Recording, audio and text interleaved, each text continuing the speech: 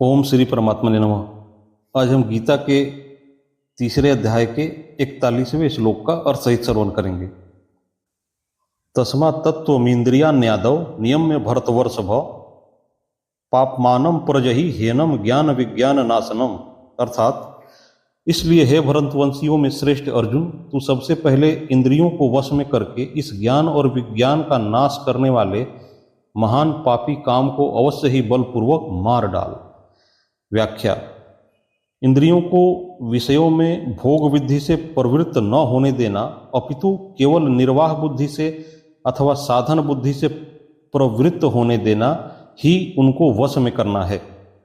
तात्पर्य है कि इंद्रियों की विषयों में राग पूर्वक प्रवृत्ति न हो और द्वेष पूर्वक निवृत्ति न हो। राग पूर्वक प्रवृत्ति और द्वेष पूर्वक निवृत्ति होने से राग द्वेष पुष्ट हो जाते हैं और न चाहते हुए भी मनुष्य को पतन की ओर ले जाते हैं।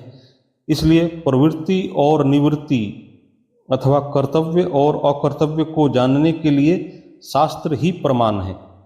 शास्त्र के अनुसार कर्तव्य का पालन और अकर्तव्य का त्याग करने से इंद्रियां वश में हो जाती हैं। काम को मारने के लिए सबसे पहले इंद्रियों का नियमन करने के लिए कहने का कारण यह है कि जब तक मनुष्य इंद्रियों के वश में रहता है तब तक उसकी दृष्टि तत्व की ओर नहीं जाती, और तत्व की ओर दृष्टि गए बिना अर्थात तत्व का अनुभव हुए बिना काम का सर्वथा नाश नहीं होता। मनुष्य की प्रवृत्ति इंद्रियों से ही होती है, इसलिए वह सबसे पहले इंद्रियों के विषयों में ही फंसता है, जिससे उसमें उन विषयों की कामना पैदा हो जाती है। कामना सहित कर्म करने से मनुष्य पूरी तरह इंद्रियों के वश में हो जाता है और इससे उसका पतन हो जाता है। परंतु जो मनुष्य इंद्रियों को वश में करके निष्काम भावपूर्वक कर्तव्य कर्म करता है उसका शीघ्र ही उद्धार हो जाता है। ज्ञान पद का अर्थ शास्त्रीय ज्ञान भी लिया जाता है, जैसे ब्राह्मण के स्वाभाविक कर्मों के अंतर्गत ज्ञानम पद शास्त्रीय ज्ञान के लिए ही आया है। परंतु यहाँ प्रसंग के अनुसार ज्ञान का अर्थ विवेक लेना ही उचित प्रतीत होता है। विज्ञान पद का अर्थ विशेष ज्ञान अर्थात तत्व ज्ञान है। विवेक और तत्व ज्ञान दोनों ही स्वतः सिद्ध हैं। तत्व ज्ञान का अनुभव तो सबको नहीं है, पर विवेक का अनुभव सभी को है। मनुष्य में यह विवेक विशेष रूप से है। अर्जुन के प्रश्न मनुष्य ना चाहता हुआ भी पाप क्यों करता है में आए अनिच्छन्नपि पद से भी यही सिद्ध होता है कि मनुष्य में विवेक है और इस विवेक से ही वह पाप और पुण्य दोनों को जानता है और पाप नहीं करना चाहता। पाप न करने की इच्छा विवेक के बिना नहीं होती, परंतु यह काम उस विवेक को ढक देता है और उसको जागृत नहीं होने देता। विवेक जागृत होने से मनुष्य भविष्य पर अर्थात परिणाम पर दृष्टि रखकर ही सब कार्य करता है, परंतु कामना से विवेक ढक जाने के कारण परिणाम की ओर दृष्टि ही नहीं जाती। परिणाम की तरफ दृष्टि न जाने से वह पाप करता है। इस प्रकार जिसका अनुभव सबको है उस विवेक को भी जब यह काम जागृत नहीं होने देता, तब जिसका अनुभव सबको नहीं है उस तत्व ज्ञान को तो जागृत होने ही कैसे देगा। इसलिए यहाँ काम को ज्ञान और विज्ञान दोनों का नाश करने वाला बताया गया है। वास्तव में यह काम ज्ञान और विज्ञान का नाश अभाव नहीं करता, परंतु उन दोनों को ढक देता है अर्थात प्रकट नहीं होने देता। उन्हें ढक देने को ही यहाँ उनका नाश करना कहा गया है, कारण कि ज्ञान विज्ञान का कभी नाश होता ही नहीं। नाश तो वास्तव में काम का ही होता है। जिस प्रकार नेत्रों के सामने बादल आने पर बादलों ने सूर्य को ढक दिया ऐसा कहा जाता है, पर वास्तव में सूर्य नहीं ढका जाता, परंतु नेत्र ढक जाते हैं। उसी प्रकार कामना ने ज्ञान विज्ञान को ढक दिया ऐसा कहा तो जाता है, पर वास्तव में ज्ञान विज्ञान ढके नहीं जाते, परंतु बुद्धि ढकी जाती है।